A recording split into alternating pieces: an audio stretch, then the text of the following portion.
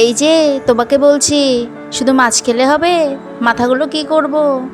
ইলিশ মাছের তো বহু পদই রান্না করে খেয়েছো, কিন্তু এই ইলিশ মাছের মাথা দিয়ে কি আলুর ঘন্ট খেয়েছো তোমরা?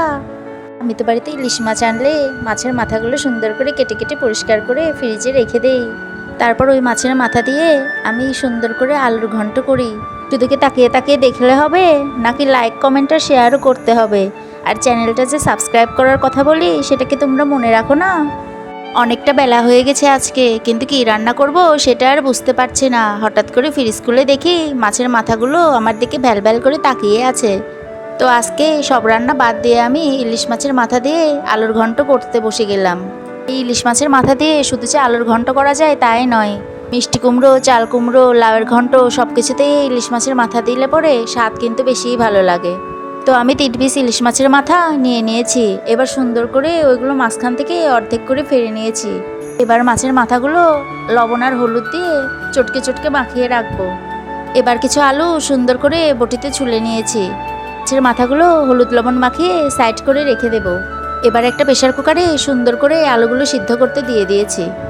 2-3টা সিটি দিলে আলুগুলো সেদ্ধ হয়ে যাবে। এবার সেদ্ধ আলুগুলো একটা ঝুড়িতে ঢেলে জল ঝরিয়ে নেব।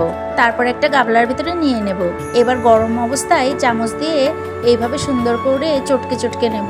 ব্যাস কিছুক্ষণের জন্য রেখে দেব ঠান্ডা হওয়া পর্যন্ত। ঠান্ডা হয়ে গেলে এই যে হাত দিয়ে এইভাবে আলুগুলো সুন্দর করে চটকে চটকে নিতে হবে। আলুগুলো সুন্দর করে ম্যাশ হয়ে গেলে এতে অল্প পরিমাণে ঠান্ডা জল দিতে হবে। এইভাবে বারবার অল্প পরিমাণে জল দিতে হবে আর হাত দিয়ে দিয়ে চটকে নিতে হবে, যতক্ষণ না একটা পেস্ট তৈরি হয়। জলের পরিমাণ কিন্তু আবার বেশি দেওয়া যাবে না, যাতে একটা কাদা কাদা ভাব হয় সেটার দিকে অবশ্যই খেয়াল রাখতে হবে। এই আলু মাখানোর সময় এতে কিন্তু পরিমাণ মতো লবণ দিয়ে দিতে হবে। এবার ভালো করে এটাকে সুন্দর করে মেখে নিতে হবে। ব্যাস আলু মাখানো হয়ে গেলে কড়াইতে তেল দিয়ে তাতে ইলিশ মাছের মাথাগুলো এক এক করে ভেজে নিতে হবে। এপিট ওপিট করে সুন্দর করে মাছের মাথাগুলো চড়া করে ভেজে নিতে হবে। মাছের মাথা ভাজতে ভাজতে চলো আমরা কাঁচা পাকা মরিচগুলো সুন্দর করে ফেলে নেই। আর আমার রান্না মানেই কাঁচা পাকা মরিচ ছাড়া আর কোনো কথা হবে না।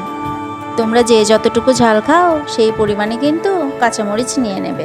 মাছের মাথাগুলো ভাজা হয়ে গেলে এবার কড়াইতে তেলে আমি জিরে আর তেজপাতা ফোড়ন দিয়ে নেব। আর তারপরে আমি এই আলু সেদ্ধগুলো ছেড়ে দেব।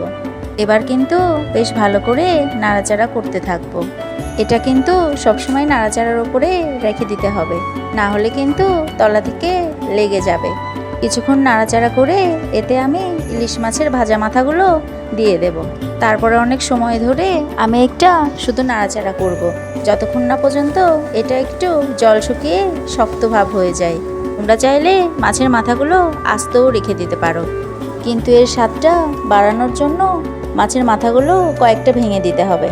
আর সবশেষে ভাজা মশলাগুলো ছড়িয়ে দিতে হবে। একটু নাড়াচাড়া করলেই হয়ে গেল আমার আলুর ঘন্ট। এই আলুর ঘন্ট দিয়েই আজকে আমি অনেকগুলো ভাত খেয়েছি।